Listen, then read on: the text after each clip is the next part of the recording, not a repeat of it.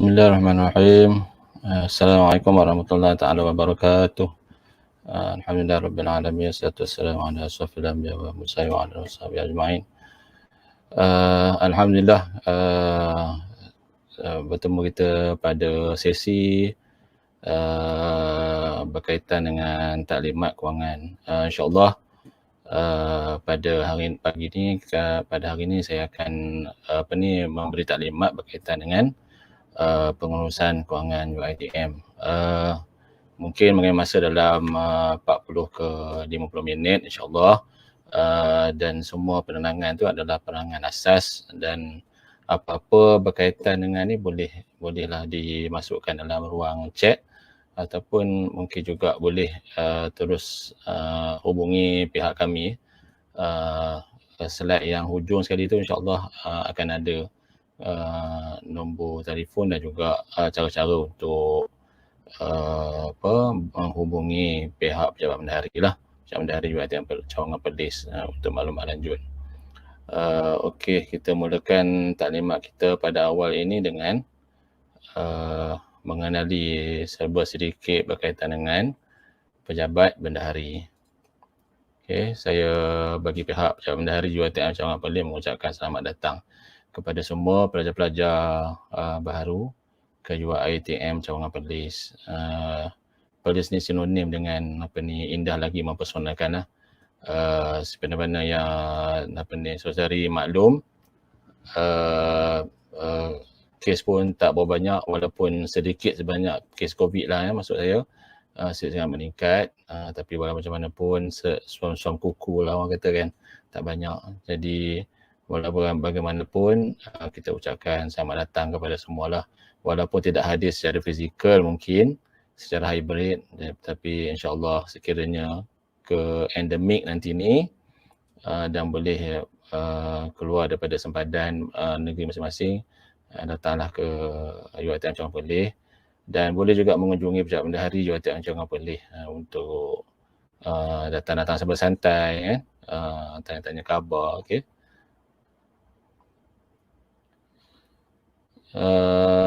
Sekiranya saudari datang ke pejabat bendahari UiTM Cawangan Perlis, saudari kena ke bangunan pentadbiran aras 4, dan bersua muka dulu dengan kaunter ni lah. Jadi kaunter ni sinonim lah dengan mana-mana pelajar yang alumni yang pernah datang hadir untuk berurusan di pejabat bendahari UiTM Cawangan Perlis. Di kaunter ni kita ada seorang petugas lah di bawah seliaan saya lah.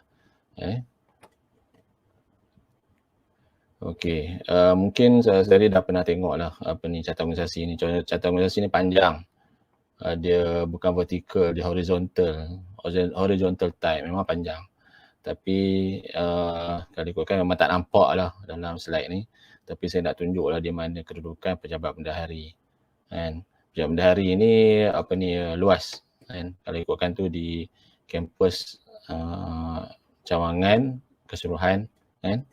Kalau ikutkan tu ada banyak lah. Nanti saya akan terangkan. Yang ni di bawah payung VC, Naib Chancellor, pejabat bendahari ada 9 jabatan dan 14 unit kewangan zon di Shah Alam. Yang tu di Shah Alam sahaja. Kemudian cawangan-cawangan ada 27 cawangan pejabat bendahari. Bayangkan besar lah pejabat bendahari dan juga peranan dia. Memang dia akan follow orang panggil ketua PTJ lah, ketua pusat tanggungjawab. Macam kita pejabat bendahari Cawangan Perlis juga dinaungi oleh rektor, yang berbagai rektor kita lah. Walaupun pejabat bendahari juga dipayungi oleh bendahari UiTM Shah Alam, kita juga dipayungi oleh rektor sebagai ketua jabatan lah. Semua sedia maklum seperti yang saya sebut tadi ni, di 13 negeri, 13 ni ada pejabat bendahari UiTM Cawangan. Kalau ikutkan macam contoh lah kita ambil Selangor, kalau ikutkan tu di dalam Selangor saja ada 4 kampus cawangan. Kampus cawangan, jadi ada 4 pejabat bendahari UiTM Cawangan yang juga menjadi kaki dan tangan kepada kampus tersebut. Sama juga macam kita hanya ada satu lah, tak ada kampus cawangan yang lain. Kita tak ada kampus kota ataupun kampus satelit, kita tak ada.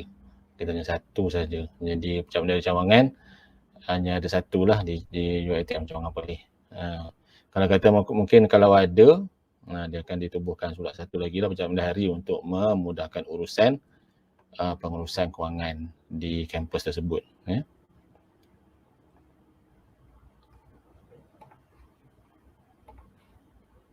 Okey, kita tengok pula kepada carta organisasi.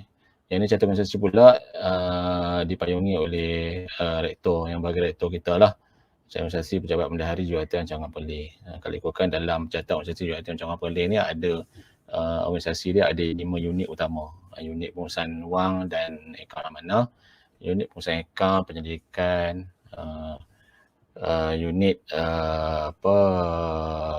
unit pengurusan perolehan, unit pengurusan EP Plus dan kawalan kredit, dan juga last sekali unit pengurusan harta benda. Masing-masing ada ketua unit masing-masing, dan Pejabat Bendahari UiTM Cawangan Perlis diketuai oleh Puan Rohaizah binti Ibrahim sebagai Timbalan Bendahari, dan dibantu oleh penolong beliau iaitu penolong Bendahari Kanan Puan Nur Huda binti Ibrahim. Dan kami 5 orang ketua unit bagi tugas untuk membantu ketua kami lah untuk menguruskan proses pejabat bendahari.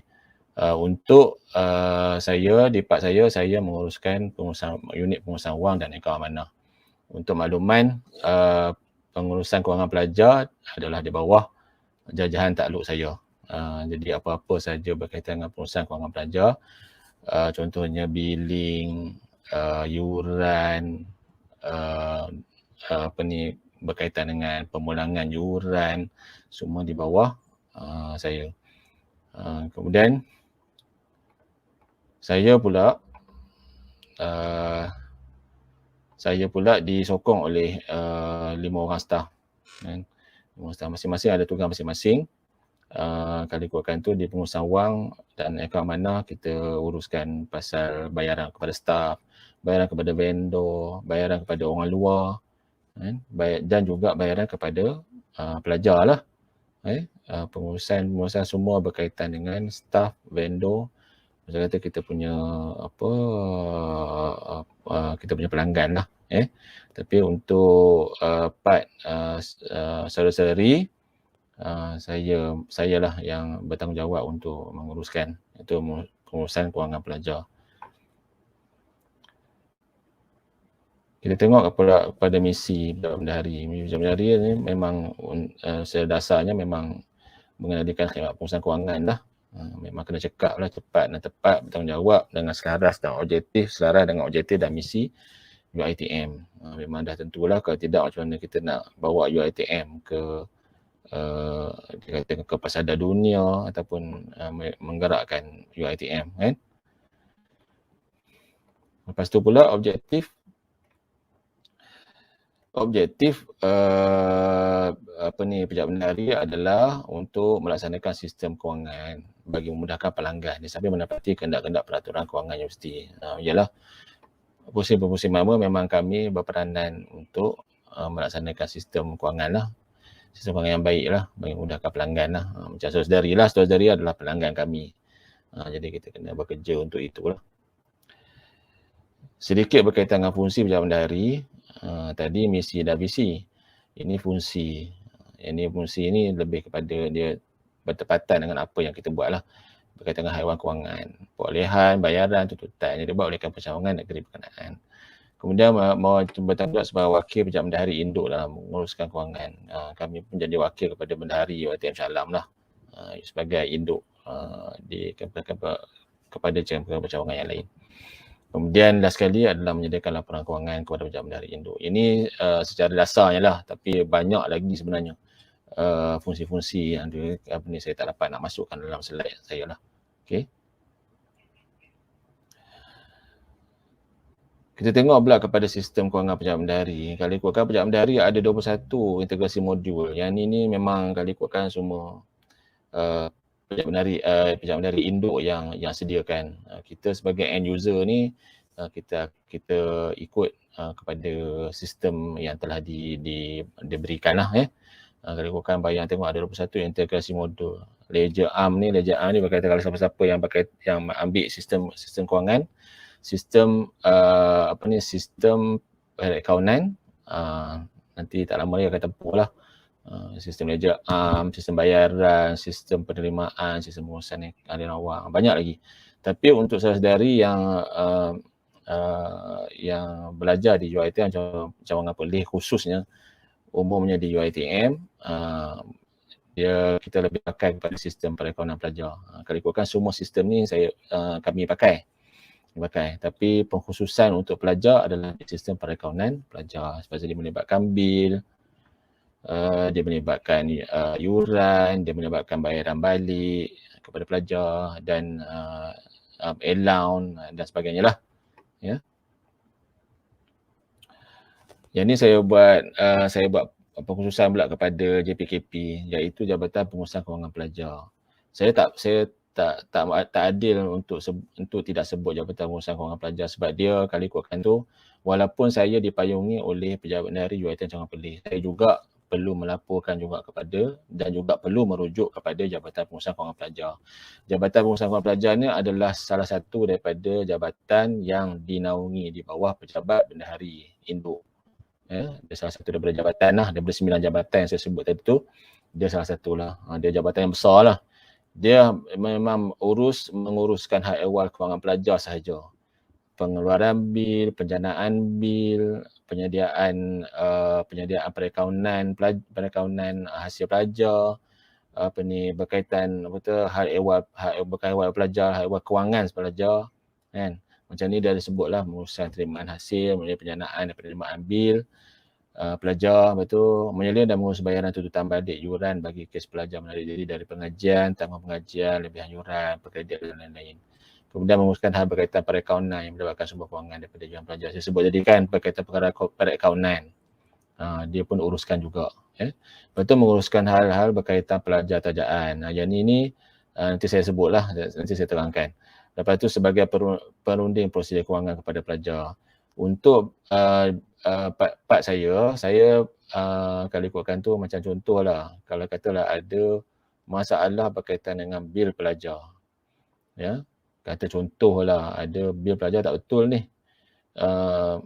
tapi mustahil tak betul lah kan, selalunya tak betul, bukan tak betul lah, selalunya okey lah. Tapi mungkin kalau ada kata benci, kata contoh macam tu, saya bagi contoh lah saya perlu rujuk kepada Shah Alam sebab Shah Alam yang menguruskan penjanaan bil. Sebab ni. Jadi di perkara pertama kan, menguruskan penerimaan hasil melalui penjanaan dan penerimaan bil. Yang tu basically saya kena rujuk dahulu kepada Shah Alam, memohon untuk disemak. Selepas disemak dan didapati betul, pihak Jabatan Pengurusan Kewangan Pelajar bertanggungjawablah untuk menyelaraskan bil tersebut. Untuk bayaran balik, tuntutan bayaran balik yuran, contohnya ada pelajar ni mohon CK, dia dah bayar yuran. Adakah dia layak untuk mohon pemulangan? Ya, dia layak. Jadi macam di Pejabat Bendahari UiTM Cawangan, macam saya ni, saya dan juga staf saya, kita akan dapat permohonan tu selalunya daripada bahagian HEA. Bahagian akan bagi permohonan.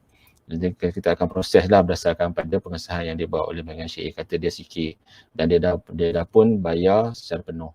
Jadi kita boleh buat pemulangan dengan syarat ada bayaran yuran CK lah. Dibuatlah yuran cuti khas yang dia boleh RM55 tu. Jadi kita boleh batalkan bil tu ataupun kita boleh bawa bil tu ke next semester. Tu tanggungjawab kita lah. Yang tu kita boleh buat lah. Lepas tu perakaunan, Shah Alam semua yang kereta. Kalau perakaunan, Shah Alam semua yang kereta. Tapi ada jugalah benda-benda macam contoh penerimaan dahuluan hasil pelajar. Tahun ni macam SEM ni kan. Macam untuk SEM ni dia ada portion untuk SEM ni dan juga SEM hadapan. Yang tu kita akan buat berdasarkan kepada maklumat yang diberi oleh Shah Alam lah. Itu pun kita akan laksanakan jugalah, tapi berdasarkan pada arahan yang dibuat oleh Shah Alam. Lepas tu sebagai prosedur perunding prosedur kewangan kepada pelajar. Ya, betul. Kebanyakan pelajar-pelajar yang datang, yang telefon saya kadang-kadang, yang mungkin ada yang juga berjumpa dengan saya, kita berkaitan dengan masalah pelajar, pasal bil apa semua, kita akan bantulah. Sebesar berbantu. Kadang-kadang tu mungkinlah ada tercelus sana tercelus sini, mungkin terlewat kan, tapi sedasarnya kita cuba membantulah sebaik mungkin lah supaya dapat disettlekan. Selalunya masalah tu dah disettlekan di HCA. HCA banyak juga lah membantu lah. Kadang-kadang ada proses-proses yang mungkin dia orang dah tahu, dia orang dah settlekan daripada awal, jadi terus settle down, tak perlu datang ke pejabat bendahari. Tapi mana-mana yang mungkin juga boleh ke pejabat bendahari, silakanlah, kita alu-alukanlah untuk membantu. Okey, yang ni saya sebut sikit lah berkaitan proses penetapan struktur yuran. Ada orang dah kata ni yuran ni mahal sangat lah, ni betul ke yuran ni? Macam mana mereka duk set ni? Kadang-kadang ada juga soalan-soalan macam tu kan. Tak pelik lah kan, sebab kata macam daripada 1,200 saudari ni, mesti ada satu idea nak tanya apa orang pelik sangat kan, apa ni yurannya. Tapi kalau ikutkan tu, yuran semua ditetapkan berdasarkan kepada cadangan perwujudan program. Daripada situ, Senat akan bermesyuarat, Senat dan mesyuarat eksekutif universiti akan bermesyuarat sebagai dasar kepada perwujudan program, kan? Kemudian dia akan dibawa masuk ke mesyuarat jawatankuasa tetap kewangan untuk diluluskan, untuk pra-lulus. Lepas tu kelulusan oleh lembaga pengarah universiti lah, barulah ada struktur yuran program. Struktur yuran program pun sebenarnya dah ada, cuma nak dimuktamadkan oleh lembaga pengarah universiti untuk diterima pakai dan dibilkan lah. Okay. Yang ni mungkin tak nampak lah, tapi saya just overview lah struktur yuran program perdana. Mesti orang tanya, program perdana ni apa dia ni? Program perdana. Program perdana ni program-program yang bukan dibiayai oleh self funding, kata yang dibiayai oleh kerajaan lah kan, yang tiada biayai oleh self funding macam swasta, bukan lah. Yang ni yang kita punya lah. Mungkin ada anak syarikat ke apa kan yang menguruskan program-program, yang tu tak tertakluk lah pada kadar yuran ni. Ni khusus untuk kita lah di UiTM. Okay. Tak mahal kan.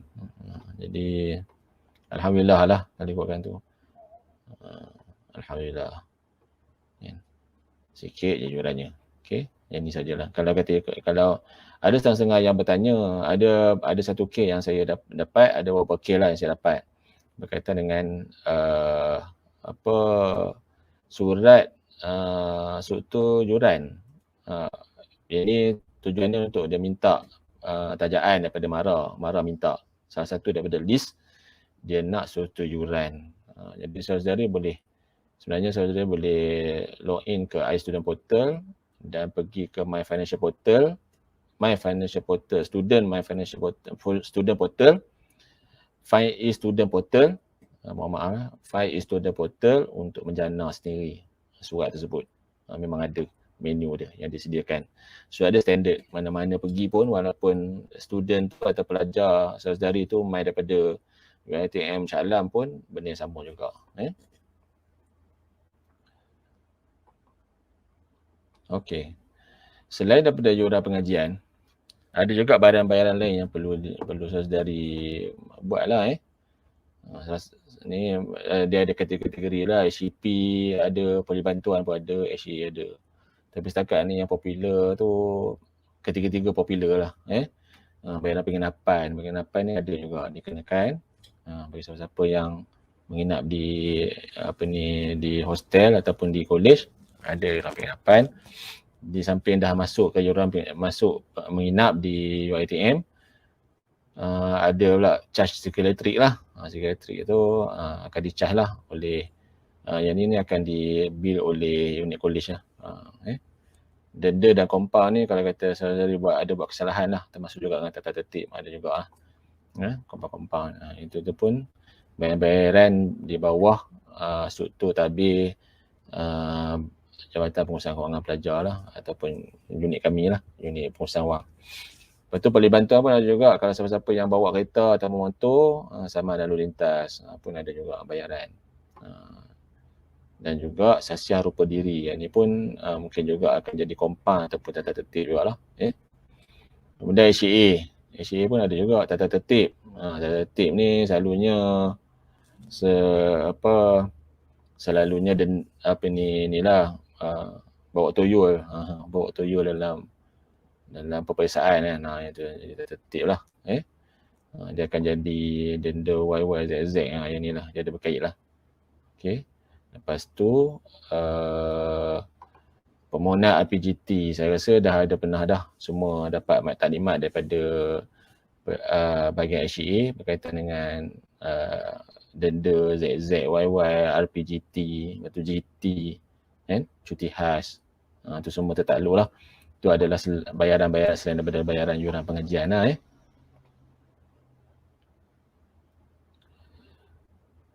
Proses penyanaan, rupanya ada proses penyanaan dan pengambil pelajar, kan? Bukan simply as tiba-tiba bil jana ada proses dia. Selepas keputusan peperiksaan senat, pelajar akan buat pendaftaran mata pelajaran. Lepas tu bil dijana. Kemudian kalau perasan kat situ maklumat dihantar kepada bank. Dahsyat tau. Bil dijana dan maklumat dihantar kepada bank. Bukan simply as bil jana saja di kita, bukan hanya sistem perakaunan pelajar saja yang akan terima. Maklumat dihantar kepada bank. Maklumat dihantar kepada bank ni bank corporate banking kita, corporate banking kita adalah bank Islam lah. Dia akan hantar raw data kepada bank Islam. Nanti akan ada bill presentment lah dalam ni berdasarkan pada kad pengenalan saudara-saudari lah. Pelajar membayar yuran. Ledger pelajar dikemas kini dalam tempoh 2 hari. Yang ni selalu orang bertanya juga ni lepas ni. Lepas ni saudari akan bertanya lah. Untuk SEM hadapan kadang-kadang ataupun SEM ni yang mungkin tak bayar lagi. Kenapa dekat saya punya student portal bil tak bayar? Bil masih tak tulis berstatus tidak berbayar. Katalah contoh hari ni bayar. Kan? Ini bayar. Lepas tu tiba-tiba keluar saya cakap, cik saya dah bayar tapi pasal apa saya punya dekat saya punya senarai bil tu masih lagi berstatus tidak berbayar. Ini dia punya punca dia. Sebab apa jadi macam ni? Sebabnya bila kita bayar, bank perlu masa untuk menghantar maklumat yang bayaran-bayaran yang telah dibuat oleh pelajar di bank ke UiTM. Sebab tu ledger pelajar dikemas kini dalam tempoh 2 hari. Selepas 2 hari barulah ledger akan diupdate dan status tidak dibayar akan menjadi telah bayar lah. Ini kalau di kaunter bank Islam, ATM ataupun CDM lah. Kalau 2 hingga 7 hari kalau guna kaedah debit card online banking ataupun internet banking. Selalunya cepat lah, bukan tak semestinya tu sampai 7 hari kan, selalunya cepat berdasarkan kepada bank lah. Kalau kata Maybank bayar pakai FPX kan, kalau saya pernah dengar FPX punya mode of payment, itulah. Kemudian selepas tu rekod pelajar di HCA Y1, pelajar telah menjelaskan yuran. Rekod pelajar ni dia akan update automatically selepas 2 hari ni lah. Dia akan auto update. Okay. So saya akan hadap ni lah. Bil pelajar. Okay. Bil pelajar ni akan dijana ialah selepas macam saya sebut tadi lah, selepas mesyuarat senat apa semua, masuk SEM automatically. Sebelum masuk SEM dah ada bil pelajar tu. Dia akan jadi kes bila macam baru-baru ni ada kes tak bayar SEM lepas punya bil, result keluar. Yalah pasal PKP kan, PKP ada ringan sikit kan. Tapi kalau ikutkan kita dah bagi status untuk bayar pada hari tu, tak salahnya pada 3 September. Tapi semua tak nak bayar. Tak tahulah, mungkinlah ada permasalahan apa-apa kan. Bila tak bayar, pergi masuk the next SEM, bil dah dijana. Dia bayar dah. tak sempat nak ni sistem dah block, tak boleh nak tengok dia punya keputusan. Ini masalah. Jadi saya pohon lah untuk bil pelajar ni, kalau boleh yuran terutamanya keep track lah masing-masing. Sehari boleh tengok di iStudent Portal lah untuk maklumat-maklumat berkaitan dengan bil yang di-charge. Kalau ada tak puas hati apa, bertanya cepat.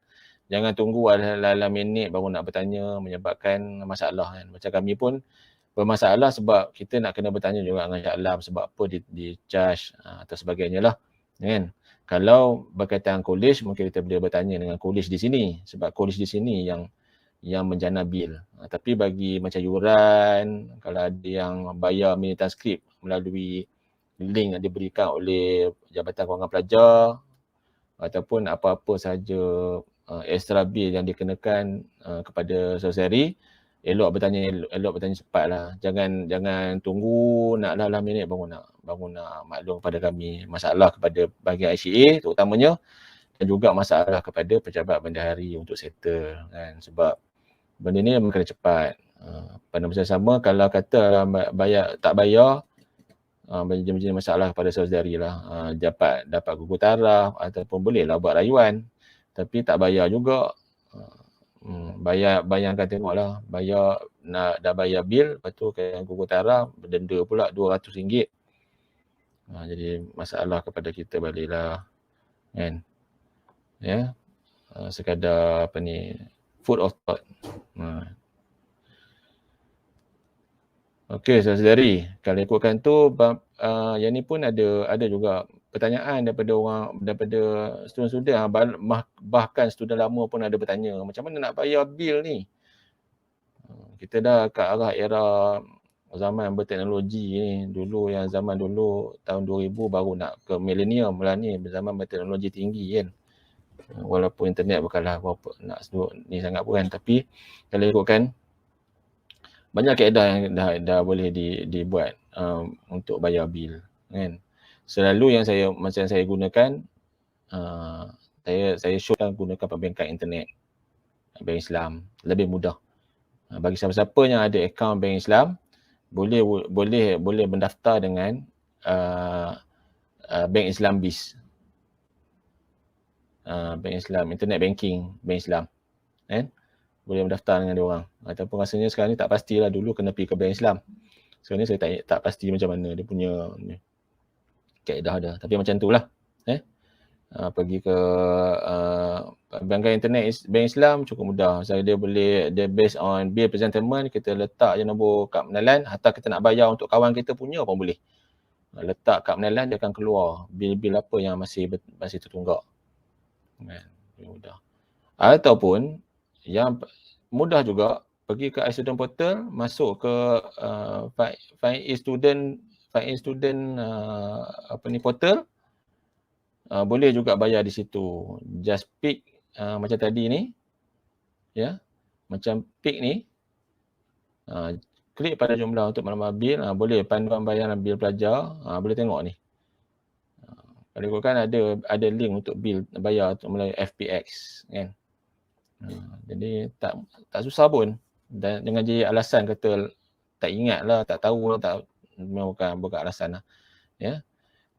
Lepas tu saudari juga boleh pergi ke mesin ATM bank Islam. Saudari kena letak nombor kad penalan. Mesin ATM tu kena boleh letak kad penalan untuk masuk guna menu bill presentment. Letak kad penalan, dia akan keluar lah. Satu lagi yang semua orang tak mau, ke kaunter bank Islam lah. Ya, ke kaunter bank Islam. Yang tu renyah sikit lah, kena masuk dalam kaunter ataupun kena buat temu janji nak pergi bayar, nak kena beratur sekarang ni kan. Renyah sikit lah. Tapi banyak lagi kaedah yang boleh dilakukan. Macam ni dia ada tunjuk lah. Daftar masuk Find Portal, iStudent Portal, pergi ke Find eStudent Portal. Just klik apa yang patut lah.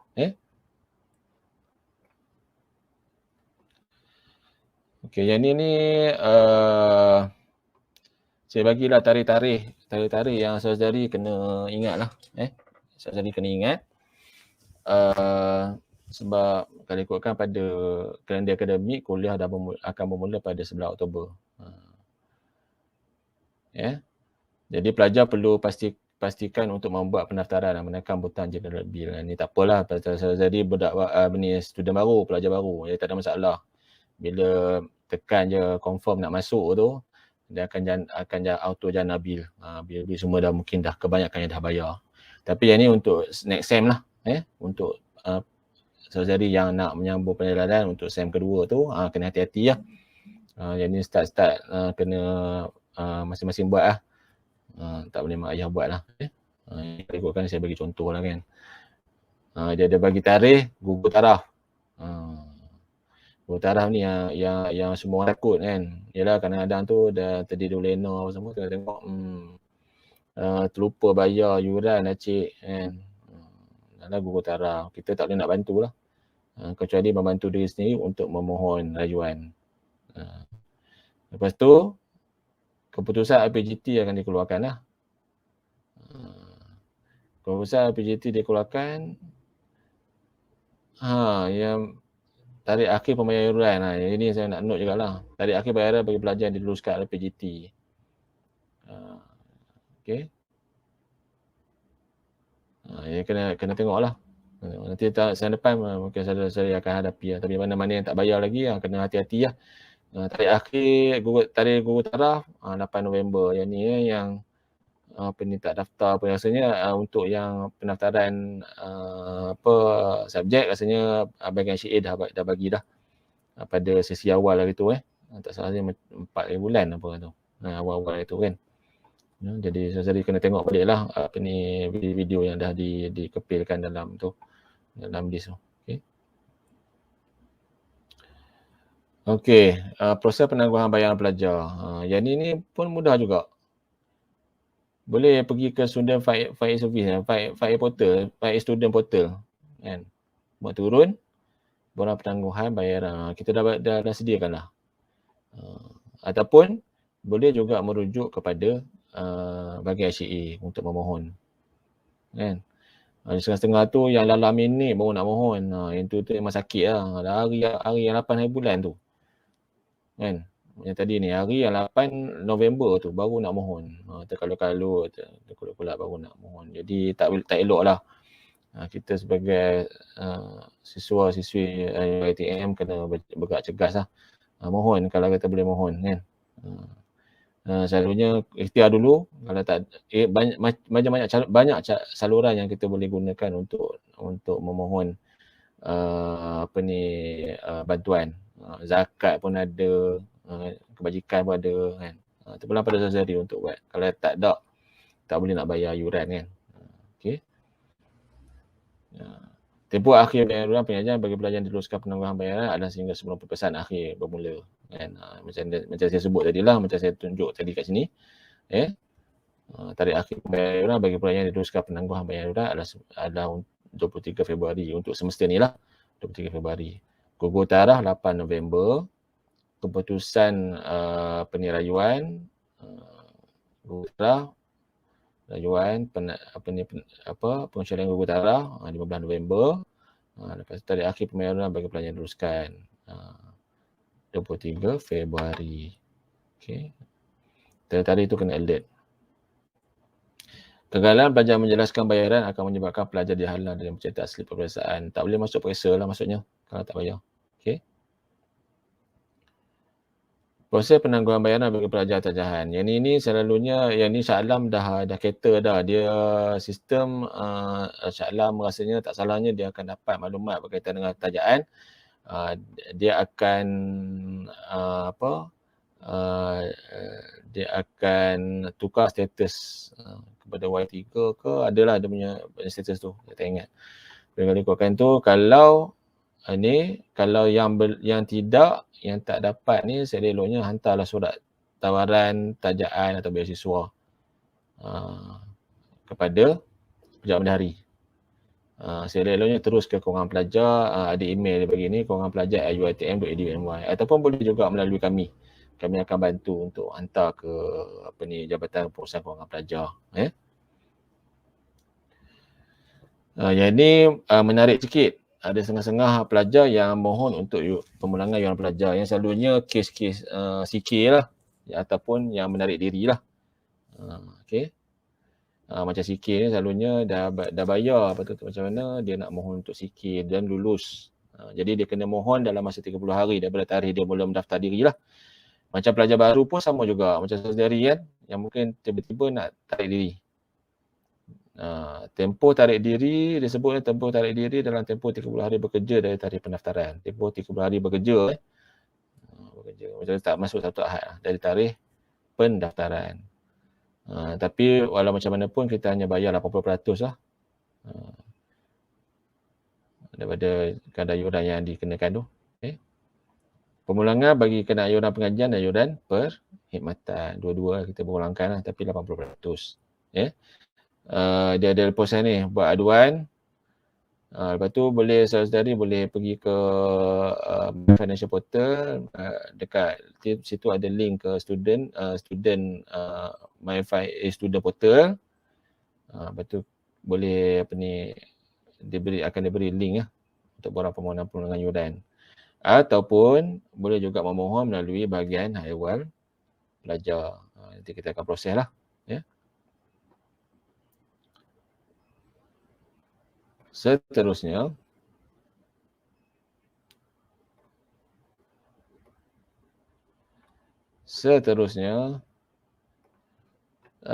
permohonan cuti khas. Permohonan ni pun banyak antara yang boleh dibuat lah. Cuti khas diperoleh oleh pelajar untuk menangguh pengajian tersebab masalah kesihatan saja. Saya rasa hari tu 4 bulan tu tak salahnya Puan Hanisah kot yang bagi taklimat berkaitan dengan peraturan akademik kan. Ada dinyatakan jugalah. Kalau korang bayaran RM55 lah per semester. Ada setengah-setengah tu yang mungkin dah bayar yuran kan. Lepas tu sikit. Dia boleh mohon untuk buat untuk bayar balik, dapatkan balik yuran dia dengan syarat kena mohon status pengekalan status lah. Untuk mohon pengekalan status pelajar sebanyak RM55. Lepas tu baru kita akan ni lah. Itu pun tertakluk pada 30 hari lah, tak salahnya. 30 hari daripada 30 hari bekerja tu lah. Bagi pelajar yang diluluskan pemohon cuti khas dan telah menjalankan yuran tersebut boleh dibawa ke semester hadapan. Yang ni pun penting juga ni. Yuran tersebut boleh dibawa ke semester hadapan. Tak ada masalah. Tak payah bayar yuran semester depan. Kita akan tukarkan status. Bagi pelajar yang diluluskan pemohon cuti khas dan belum menjalankan yuran pengajian, bil bagi semester tersebut boleh dimohon untuk dibatalkan. Nanti akan keluarlah bil RM55 ni. Untuk pengekalan status. Okey, yang ini pula berkaitan dengan student portal. Student financial portal. Yang ni saya boleh tembak lah.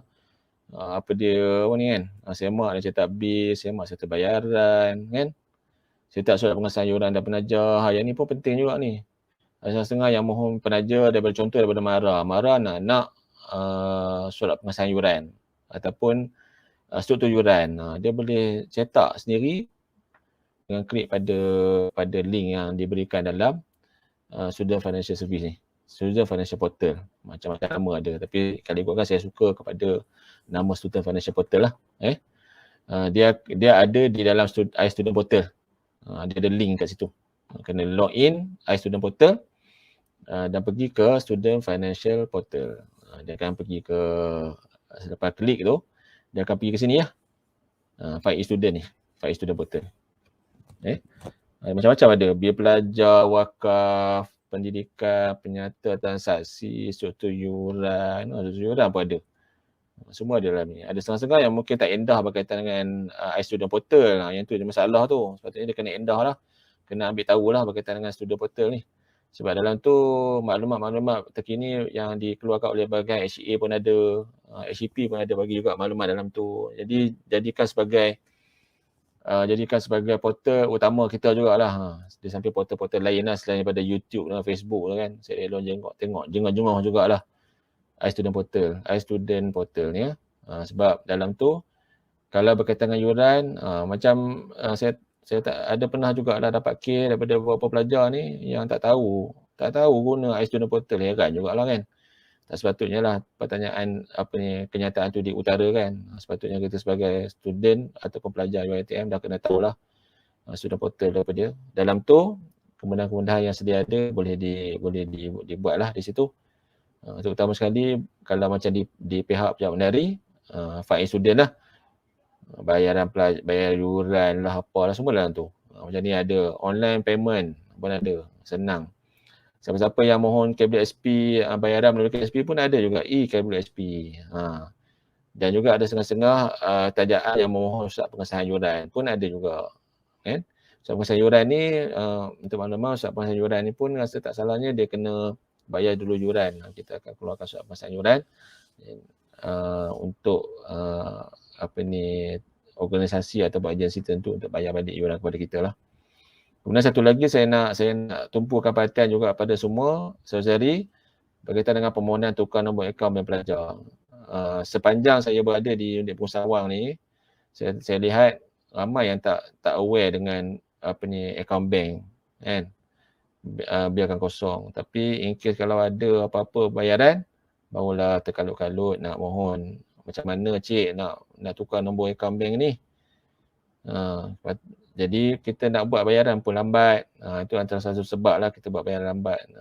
Ketidakcukupan maklumat, kan? Saudari boleh mengamalkan ni akaun saudari di Student Financial Portal. Pasal tu saya minta semua tengok jengah-jengah lah Faiz Student Portal tu supaya memudahkan urusan kita semualah. Masing-masing ada urusan masing-masing dan memudahkan urusan kita masing-masing. Boleh kemas kini. Nama dia ada disenaraikan bank-bank yang berkaitan yang boleh ni, rasanya semua bank boleh. Lepas tu nombor akaun, pastikan semaklah dengan teliti nombor akaun yang nak dimasukkan tu, sebab kadang-kadang tu ada setengah-setengah yang tengok nombor akaun tak cukup. Sepatutnya ada bank Islam contohnya ada 16 digit, ada 14 digit, ada 14 digit, dia jadi 13 digit. Rupanya tersilap, tertinggal nombor awal tu yang ada kosong tu. Masalah menyebabkan bank bila kita buat bayaran reject. Okey. Bayaran ni sebenarnya tak semua orang akan dapat bayaran. Selalunya yang dapat bayaran macam contoh yang selepas ni saudara akan involve lah sikit khidmat pelajar. Mungkin ada yang berkaitan dengan zakat, siapa-siapa yang mohon zakat, kan? Ada juga yang berkaitan dengan pemulangan yuran. Yang tu saudara akan hadapi nantilah, kan? Okey. Okey, seterusnya.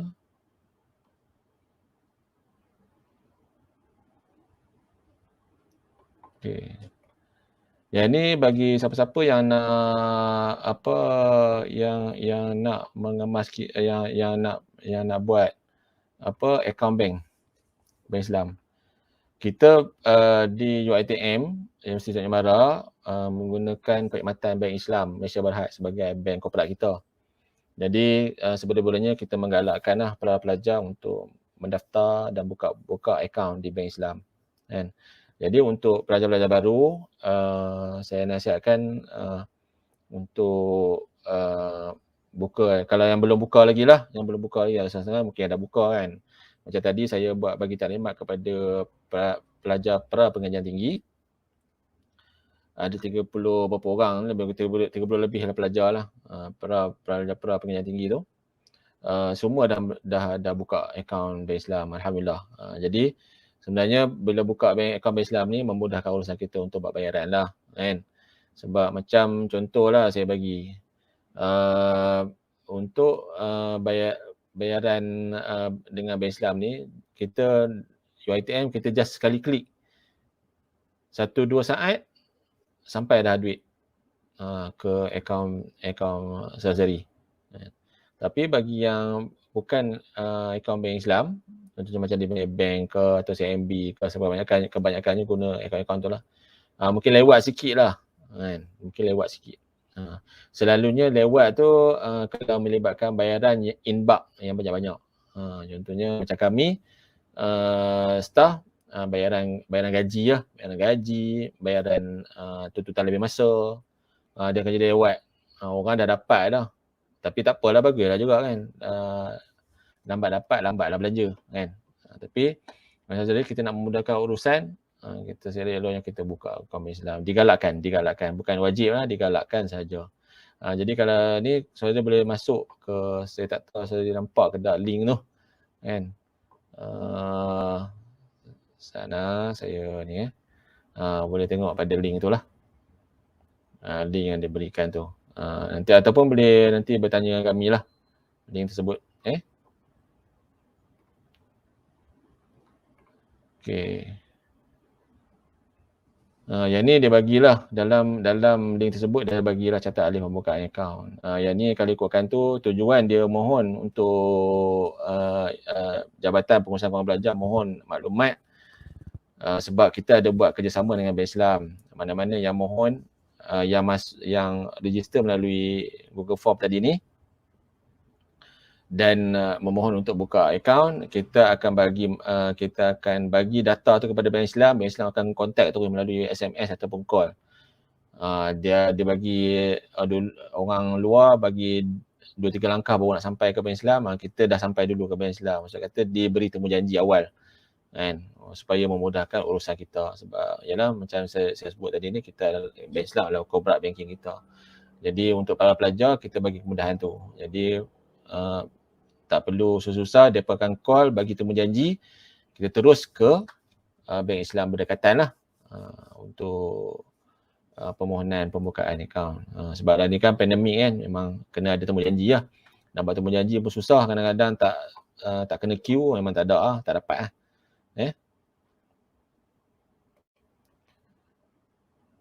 Okey, yang ni ni tak apalah, mungkin tak ada berkaitan dengan saudari. Yang ni berkaitan dengan program perwujudan tinggi. Dia orang ni dapat ni kan, dapat allowance. Jadi allowance tu berdasarkan kepada pendapatan pendapatan mak ayah, pendapatan family kan, pendapatan isi rumah. Jadi dia adalah, yang ni jadual dia lah. Yang ni saya tak ni buat, tak ada relevan, tak apa. Okey, yang ni saya nak tumpukan sedikit perhatian pada saudari lah. Saudari kalau boleh rajin-rajinlah melayari My Financial Portal. Boleh tengok, boleh link, boleh klik dekat tu yang saya bulatkan tu, merah, pelajar tu. Dia punya web address dia senang je. My Financial Portal, myfinancial.uitm.edu.my. Itu saya ada letak di bawah tu, di bawah skrin tu, myfinancial.uitm.edu.my. Saudara boleh klik di situlah, klik ataupun layari laman web tu untuk ni. Tujuan saya minta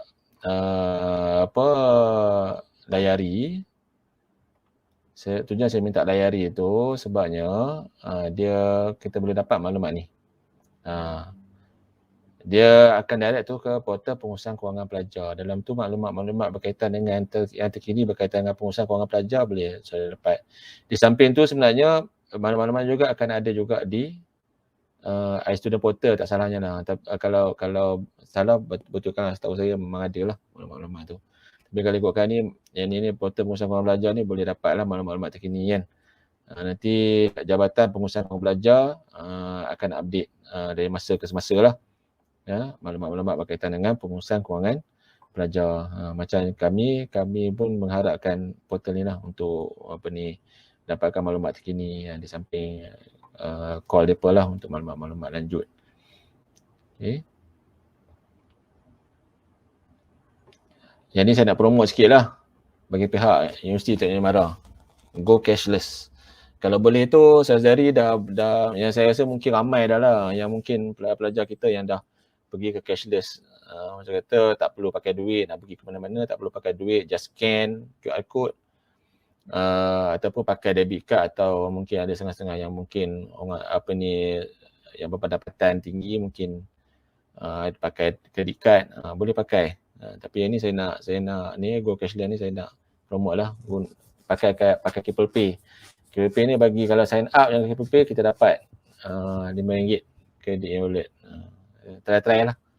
Lepas tu kita boleh pakai juga untuk donation pada UiTM. Contohnya kita nak sumbang kepada tabung tabung masjid ke, boleh pakai Keppel Pay. Lepas tu library pun kalau kata ada denda, kita pinjam buku denda, boleh pakai juga. Kepada pada masa yang sama, kita juga gunakan UiTMP lah untuk buat bayaran. Macam contoh bayaran mini transkrip nanti. So, dia akan hadapi lah mini transkrip tu. Ada setengah-setengah tu yang mohon mini transkrip. RM1. Itu ada juga. Lepas tu donation lain ataupun sumbangan-sumbangan yang boleh juga masuk dalam UiTMP. Pada masa yang sama, di pejabat kita pun kita juga guna cashless lah.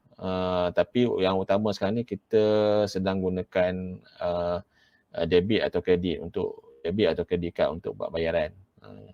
Tapi untuk bayaran yuran pelajar dan juga bayaran bil, yang tu saudari memang kena bayar di ATM machine, dia tak boleh ke pejabat bendahari lah. Kita boleh tunjukkan cara macam mana di situ. Kita ada buat kios di situ. Sekarang mungkin tak berfungsi lah sebab pandemik ataupun PKP kan.